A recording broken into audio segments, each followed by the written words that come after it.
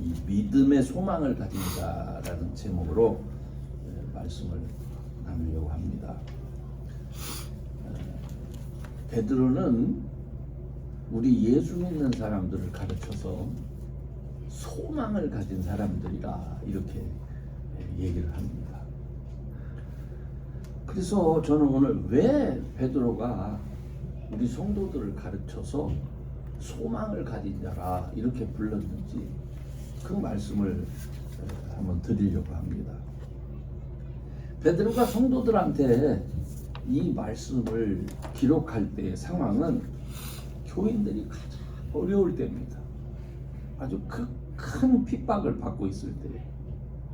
그래서 베드로전서 1장 1절을 보면은 예수 그리스도의 사도 베드로는 본도, 갈라디아, 갑바도키아, 아시아와 비두니에 흩어진 나그네에게 편지를 쓰는 거예요. 여기서 말하는 것처럼 얼마나 핍박이 거세었던지 예루살렘에 살 수가 없어요. 그래서 쫓겨가가지고 피난하고 도망가서 어디까지 도망하냐면 지금의 터키 북부 흑해 알죠? 흑해? 요새 뭐 러시아가 그냥 막 그 지역까지 도망간 거예요. 그래서 그 지역까지 도망가서 거기서 신앙생활을 하고 있으니 이거 얼마나 힘들겠습니까? 근데 그런 가운데서도 여전히 핍박이 줄지가 않았어요. 그들은 유대인들에게 이단의 괴수 예수를 쫓는 무리라 이렇게 말을 했습니다. 이단의 괴수 예수를 쫓는 무리라 하면서 자기 마을에서도 쫓아냅니다. 여러분이 잘 아는 것처럼 벌써 사울이 바울이 되기 전이잖아요. 이런 사람들에게 붙잡히면 돌에 던져 죽이는 그런 처형을 받기도 했습니다. 그러니까 그렇게 엄청난 시련을 받으면서 그들은 숨어서 계속 신앙생활을 합니다. 이 숨은 것이 발각되면 얼른 짐 싸서 도망도 쳤죠. 그러니까 예수님을 믿는다는 이유 하나 때문에 그렇게 된 거예요. 그럼 왜 이 사람들이 이렇게까지 예수님을 믿었을까? 이들은 뭘 믿었어요? 예수님은 죄인을 구원하시기 위해서 이 땅에 보내신 하나님의 아들입니다. 그는 메시아입니다. 이거 믿었어요. 다른 거 믿는 게 아니에요. 그 메시아를 당신들이 유대인 손을 빌라도의 손을 빌려가지고 십자가에 죽게 하셨는데 여러분은 죽게 했지만 우리 하나님은 그를 3일 만에 다시 살리셨습니다. 그분은 하나님이십니다. 그거 믿는 거예요.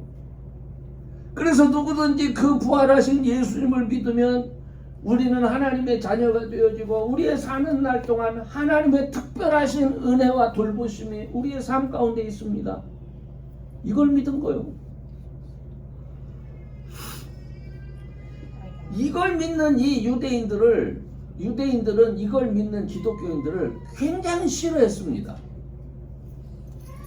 예수를 하나님의 아들이요 메시아로 믿는다는 그 한 가지 이유 때문에 저놈들이 저거 하나님을 모독한다 이렇게 생각합니다.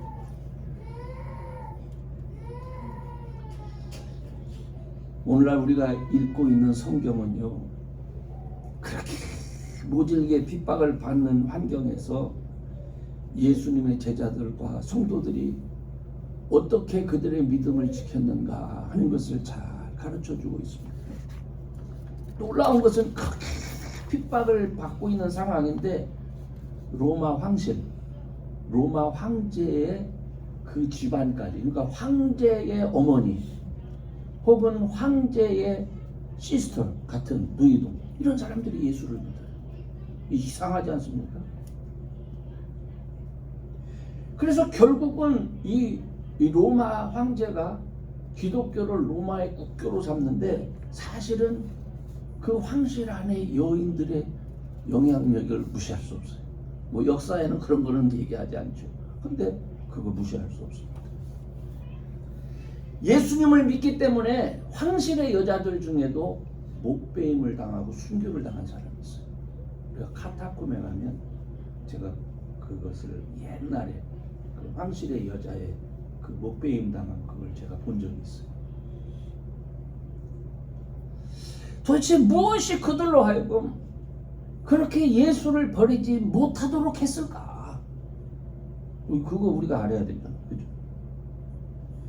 그러므로 우리들은 그 믿음의 소망, 그 사람들이 가졌던 그 소망이 도대체 뭐냐?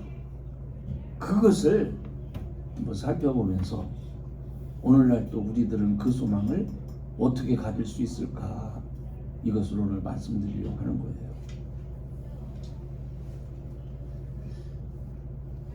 기독교인들에게는 세상 사람들이 모르는 확실한 소망이 있어요. 여러분도 이걸 가지고 있는지는 모르겠어요. 그게 뭐냐면 우리는 그거를 영혼 구원이라고 부릅니다. 너무 익숙하죠. 아니 목사님, 영혼 구원이 뭐가 그렇게 큰 소망입니까? 이렇게 말할 수 있어요. 아니 그 영혼 구원을 믿는다고 해서 그게 무슨 큰 소망이 됩니까? 근데요, 요즘 사람들은 영혼 구원의 문제를 이거를 굉장히 추상적으로 이해해요. 근데 초대교인들은 이것에 대해서 너무나 확실하고 분명하게 나는 영혼이 구원받았다라는 문제에 대해서 확신을 가지고 있었어요. 왜 이렇게 그 사람들이 이 영혼 구원의 문제에 대해서 흔들리지 않는 확신을 가졌던 이유가 뭐냐면 성령 하나님의 나타남과 능력 때문에 그렇습니다. 대부분의 사람들이 처음부터 이런 믿음이나 이런 소망을 가진 게 아니에요. 예수님이 죽었다가 다시 사셨다는 말을 처음부터 믿는 사람은 없어요.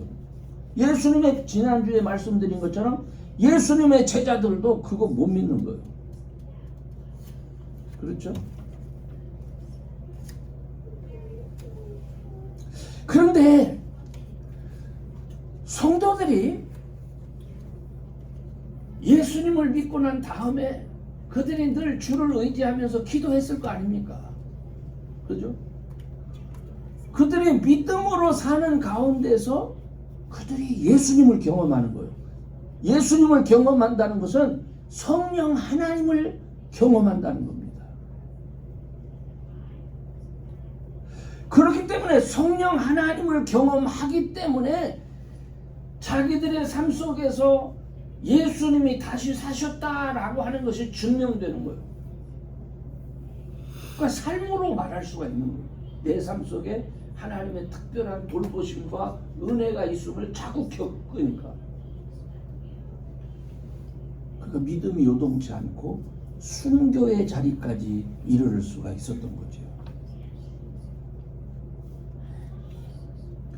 그런데 중요한 것은 자, 영혼 구원이라고 하는 것은 지금 있는 게 아니잖아요. 미래에 확실하게 있을 사건이에요. 예수님 앞에 서게 된다는 얘기예요, 우리가.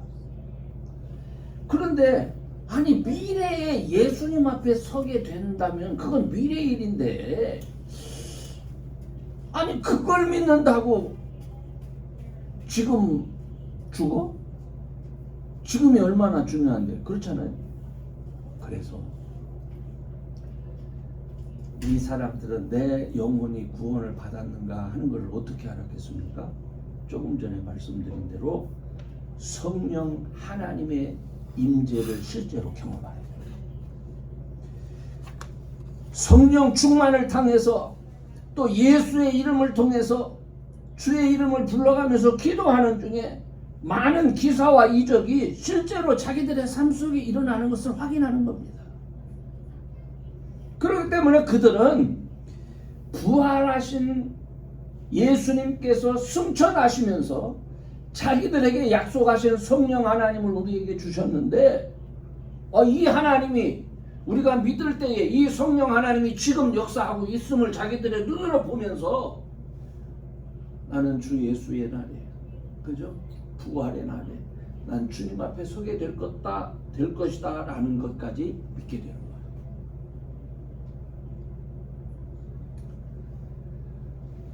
오늘날 교회 안에서 당신은 거듭났습니까? 라고 하는 질문을 이제 종종 하잖아요. 이 당시에도 당신은 구원 받으셨습니까? 라고 질문이 됐던 것 같아요. 그러므로 그들은요, 성령 하나님의 임재를 체험하면서 그들이 느낀 건, 이 세상이 전부가 아니구나, 하나님의 심판이 있구나 하는 사실에까지 이들이 확신을 가졌던 거예요. 이런 확신이 있었기 때문에 내 생명이 끝나는 날 나는 주님 앞에 설 수 있다 라는 확신을 가진 거예요. 자신들의 육체는 예수님처럼 구원받은 영혼을 가진 새로운 몸으로 부활하게 될 것이라고 하는 믿음을 의심치 않았던 거예요, 이 사람들이. 그런데 오늘날 우리 시대에 우리 주변 사람들, 또 저와 여러분들의 믿음을 한번 봅시다. 오늘날 많은 사람들이 가지고 있는 이 믿음은 정말 성경적인 믿음인가? 우리가 한번 생각해 볼 수 있어요. 그래서 의외로 내 믿음이 성경적인 믿음인가? 의외로 간단해요. 사도들이 가르쳐 준 대로 내가 죄인임을 깨달았고 용서받기 위하여 내가 회개한 후에 예수님을 구원의 주님으로 내가 영접했기 때문에 나에게 약속하신 성령이 선물로 주어졌는가? 이거 간단하잖아요, 그죠? 이게 확인되지가 않아요, 요즘 사람들. 이게 확인이 안 돼. 어떤 사람이 당신 예수 믿어요? 그럼요. 나 어렸을 때부터 믿었어요. 아니, 성경은 그걸 얘기를 하는 게 아니에요. 성경은 네가 죄인임을 깨닫고 회개하고 그리고 예수님을 믿고 그리고 침례 받았어. 그리고 성령을 선물로 받았어. 성경은 이걸 질문하는데 너 예수 믿어? 너 구원 받았어? 하고 질문하면 요즘 사람들은 그렇게 말하지 않고 나 어려서부터 교회 다녔어. 혹은 나 엄마 뱃속에서부터 나 교회 다녔어. 나 모태신앙. 이렇게 말을 해요. 그죠? 근데 여러분, 우리 침례교회는 나도 어렸을 때 모태신앙이라는 말을 사용했는데 모태신앙을 인정하지 않아요. 우리 침례교회에서는. 우리 침례교회에서는 사람이 내 의지로 내가 예수님을 영접했는가, 내가 죄인임을 깨달았고 예수님을 믿기에 앞서서 주님, 나는 정말 이런 죄인입니다. 나 용서해 주세요. 다시는 이렇게 살지 않겠습니다. 이렇게 결심하고 돌이켜 예수를 믿었는가? 이게 중요하다.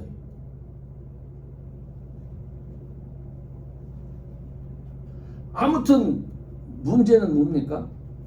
내가 예수 믿고 난 돌이킨 사람이 됐고 그렇기 때문에 지금 성령 하나님이 나와 함께 하시고 나는 성령 하나님의 인도하심을 받는 교인이야. 그렇다면 그렇게 사는 증거를 내놔야 될 거 아니에요. 그죠? 근데 우리 시대 많은 분들은 그렇지 않습니다. 믿는다고 말을 해놓고 믿음과 상관없이 살아요. 내 마음대로 삽니다. 그러니까 입으로는 믿는다고 해놓고 하나님 앞에 나와 예배도 안 드리는 때가 많아요. 내 문제를, 내 심각한 문제들을 구원해 주라고 말하면서 나를 구원하시는 하나님 앞에 기도하지도 않습니다. 아니, 내 심각한 문제를 맡기지 못할 분에게 뭘 구원해 주라고 말을 해요. 거짓말을 칩니다. 이렇게 신앙생활을 하면요, 말로는 성령 하나님을 믿는다라고 하지만은 성령 하나님의 임재와 인도하심이 경험되지 않습니다. 그죠?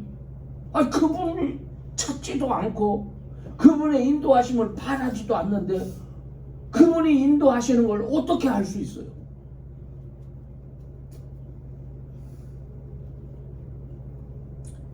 결국 그런 사람들은 성령 하나님의 인도하심을 맛보지도 못합니다. 그러니까 이런 믿음의 사람들은요, 믿음의 소망을 가질 수가 없어요. 그러므로 이런 분들은요, 내 영혼이 구원받았다라는 사실 확신도 없어요. 그래서 이 사람들이 제일 싫어하는 질문이 뭐냐면, 당신 구원받았어요? 하고 질문하면 굉장히 불쾌하게 생각합니다. 자기 믿음을 의심한다. 제가 지난 주일날 전도를 하는데, 전도를 하면서 만났던 한 다른 나라 목사님이 계셨어요. 근데 이 목사님이 질문을 하면서 이런저런 대화를 나누는데, 그분이 뭐라고 하냐면, 자기는 자기 사위가 예수님을 잘 믿었으면 좋겠다는 거예요. 이 무슬림이 사는 나라에서 온 분이에요. 그래서 예수님을 믿는다고 했었대요. 그래서 물어봤대. 너 구원의 확신이 있니? 이렇게 물어봤더니 이 사위가 굉장히 불쾌하게 받아들이더라는 거예요. 왜 내 믿음을 의심하느냐고? 나 교회 다닌 지 오래됐다고. 그러면서 이분이 저한테 자기는 자기 사위가 이 구원의 확신을 가진 그런 아들이 됐으면 좋겠다는 거예요.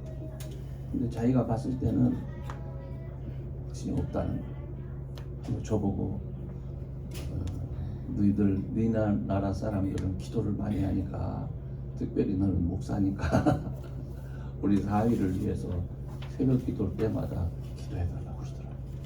그래서 제가 지난 한 주 동안에는 기도했어요. 새벽마다. 하나님, 내가 그놈 알지도 못하지만 정말 예수님 영접하게 해주세요.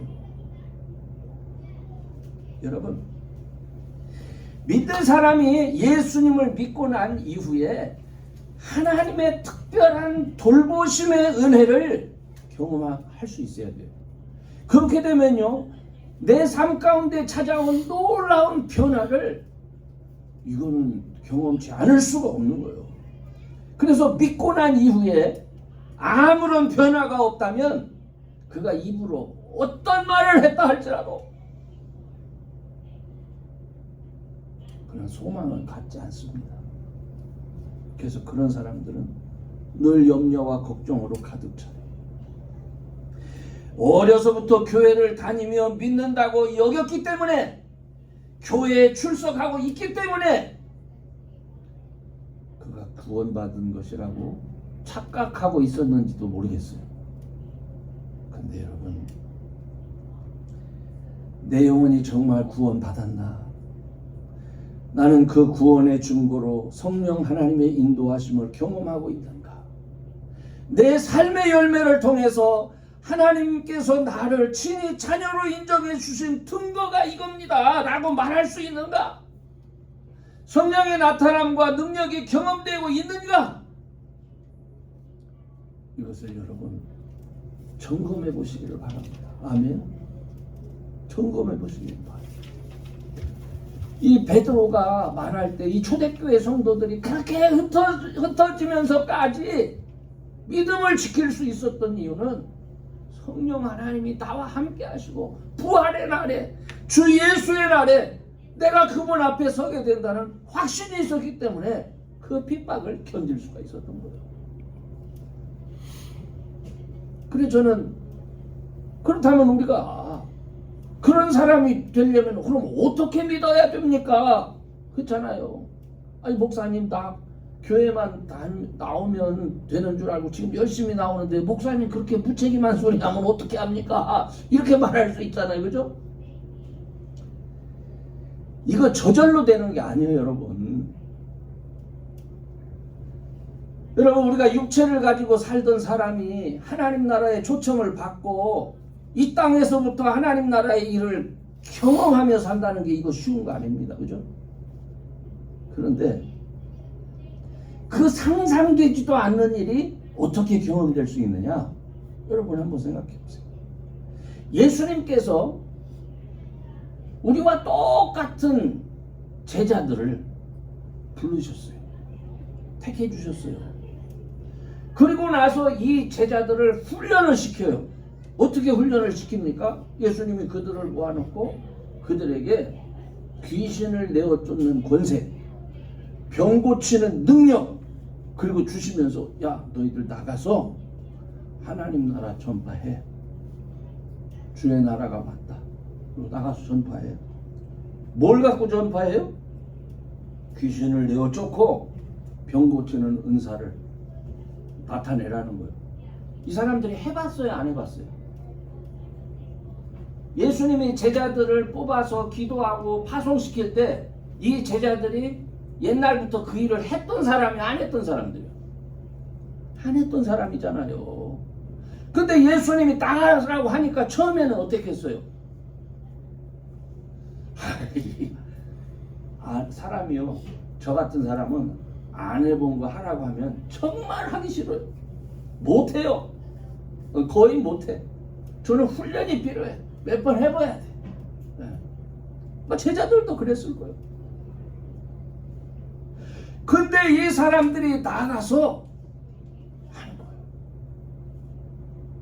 훗날 12 제자뿐만이 아니라 70인들까지 아마 이제 예수님을 따르는 무리들이 좀 더 많아졌으니까 70인들을 모아가지고 보냅니다. 그래서 그 훈련을 하고 나갔다 와서 이 사람들이 뭐라고 하냐면 예수님 정말 놀라운 일을 경험했습니다. 뭐를 경험했냐? 귀신들이 막 물러가고 하늘에서부터 떨어지는 걸 우리가 봤습니다. 그러면서 흥분한 거야 이 사람. 그러니까 예수님이 뭐라고 그래요? 야 그런 거 갖고 흥분하지 말고 너희가 하나님 나라에 너희들 이름이 기록된 것을 기뻐해. 그건 한 것도 아니다. 이렇게 얘기를 하시고. 여러분 이 말씀은 오늘날 저와 여러분한테도 굉장히 중요한 거예요.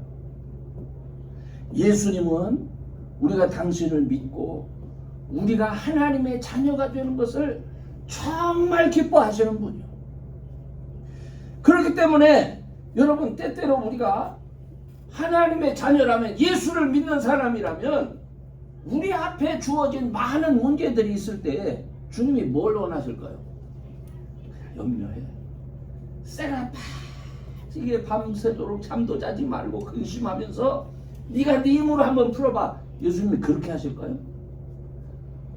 여러분 같으면 여러분이 예수님은 나의 주인이십니다. 나의 구원해 주십니다. 이렇게 말을 한다면 예수님이라면 여러분한테 뭐라고 말씀하실 것 같아요?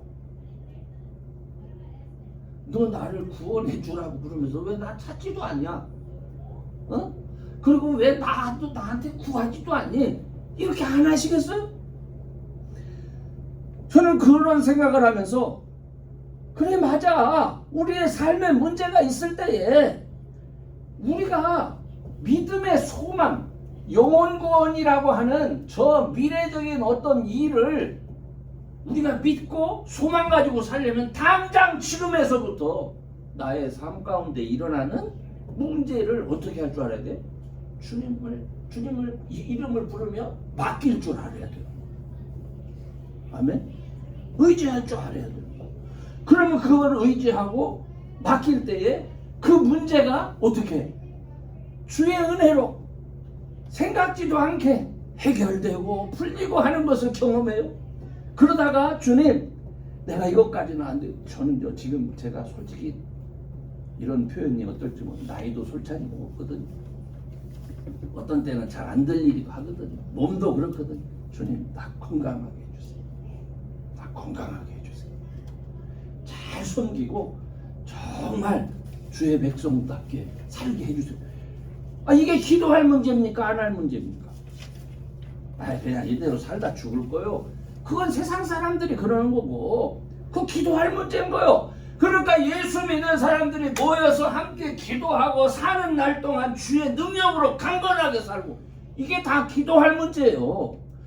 이것이 실제로 경험되어질 때에 여러분이 주님, 내 기도 들어주셔서 감사합니다. 내 기도를 들으시는 하나님, 내 영혼을 구원해 주신 하나님, 내가 그날에 주님 앞에 서게 되겠지만은 지금 사는 이 날 동안 주님, 내가 주의 능력 안에서 강한 자로 살기를 원합니다. 뭐 당연한 거 아니에요? 여러분은 그렇게 기도하십니까? 그렇게 기도하세요. 이게 어려운 일이 아니잖아요. 하나님은 그 사랑하시는 자가 온전한 믿음 위에 서기를 원하십니다. 세상은 여러분으로 하여금 주님을 바라보지 못하도록 환난과 핍박이 그냥 날마다 더해지는데, 그런 소용돌이 속에서 정신없어 하지 말고 예수를 바라보세요. 기도하세요. 매달리세요. 그래서 하나님의 은혜를 경험하게 되면 그때 여러분은 뭐까지 믿게 되는 거예요? 영원 구원까지도 확실하게 믿게 되는 거예요. 그때 여러분들은 구원 받으셨어요? 라는 말이 전혀 이상한 말이 아니야. 전혀 나를 시험 들게 하는 말이 아니야. 기쁘게 말할 수 있어. 그럼요. 나는 과거에는 몰랐지만 지금 주의 이름을 부를 때마다 그분이 나와 함께 하시는 증거가 이렇게 많은데 내가 어떻게 구원의 확신을 갖지 않을 수가 있습니까? 이렇게 말하는 사람이 될 수가 있는 겁니다. 이제 결론적으로 여러분에게 말씀드릴게요. 우리는 주님 앞에 서게 될 것에 대한 확신이 있어야 돼요. 예수의 이름을 부르면서 성령 하나님과 동행하지 않고는 믿음의 증거를 가질 수가 없어요. 당신 믿어? 믿음의 증거를 내놔봐. 당신이 소망의 증거, 소망이 있어? 소망의 증거 내놔봐. 뭘로 말할 거요? 나 어렸을 때부터 교회 다녔어. 나 요새 교회 열심히 다녀. 나 모태신앙이야. 다 소용없는 소리예요. 그 성경에 안 나오는 소리예요. 기도하지 않고 어떻게 기도 응답을 말할 수가 있어요? 순종해보지 않고 어떻게 그 말씀의 능력을 알 수가 있어요? 성령의 나타남과 능력을 구해보지도 않고 어떻게 성령의 역사를 말할 수가 있어요? 여러분, 기도하고 순종하고 그리고 진심으로 예배드리면서 우리 하나님이 나의 삶 가운데서 나와 함께 하시고 그 구원의 손길로 나를 이끌고 계시는 거야 하는 그런 확신을 가지고 주님 앞에 나아갈 수 있는 그런 저가 여러분 되시기를 주의 이름으로 축원합니다. 아멘. 우리 기도합시다. 전능하신 하나님, 오늘도 귀한 말씀으로 또 저희들을 인도해 주시니 감사합니다. 하나님, 정말 우리들이 믿음의 소망을 가진 그런 성도들 되기를 원합니다. 정말 하나님의 특별한 은혜와 돌보심이 삶 가운데 늘 경험되어 기쁨과 감사로 늘 주를 찬양하는 우리의 삶이 되기를 원합니다. 주님이 함께 하신 그 귀한 증거들을 하나님 우리 주변의 많은 사람들에게 서로 말할 수 있는 우리 지체들 되게 해 주옵소서. 감사하며 예수님의 이름으로 기도하오.